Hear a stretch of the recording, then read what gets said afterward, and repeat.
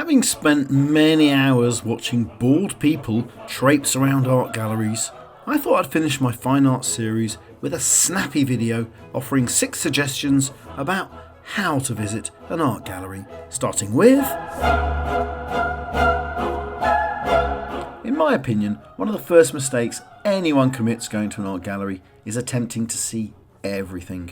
I mean, that's fine in a small gallery or an exhibition, but in a place like the National Gallery in London or the Louvre in Paris, there's just so much to see. Think how art was designed to hang on a wall in a location that may possibly have had a few other paintings, maybe a room with multiple paintings, but an entire gallery? We all have a desire to be completionist, so that when we go to an art gallery, we want to see everything. You wouldn't want to miss a masterpiece, would you? Trouble is, your eyes get tired, and I see it so often in art galleries. People trudging around wearily trying to take in every picture when they're just knackered. We've even got a word for this, museum fatigue. I would say, don't try to take everything in one go. Why not cut the gallery in half? Or just take in one section, or even just a couple of rooms. Just don't overburden your senses with trying to own everything with your eyes. Which brings me to a second piece of advice.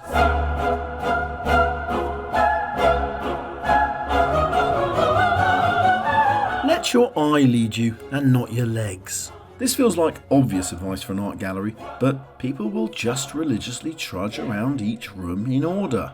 So, why not enter a room, look around for a picture you fancy, and then head straight to that picture? Don't necessarily trudge your way obediently around the room in order.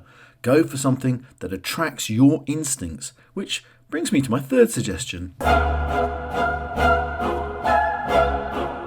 When you find a painting you like, spend longer on it. Think about why it has attracted you. I always consider how everything inside the frame of a work of art has been put there by the artist, deliberately. If a painting appeals to you, spend a little longer on it. Examine it. Explore the frame. The whole frame. Everything is there because the painter wanted it to be there. So, ask yourself, why? Which leads me to another suggestion. I usually try not to immediately read the label next to the painting, but rather spend a moment dealing with the picture on its own. Ask yourself, what drew you to the picture? Let yourself have a bit of space with the painting before reading the blurb beside it. I'll often try this in the form of a quiz maybe. Guess the artist, or guess the painting date, or try to work out what's going on in the frame. Whatever, have some time with your own thoughts with the picture before reading the label. Mind you, never hurts to do some research beforehand. Ooh, that should be its own If you know you're going to a major art gallery, watching a few YouTube videos on any of the paintings there won't do you any harm. For example, if you're heading to the National Gallery in London, why not check out these videos? They're actually rather good.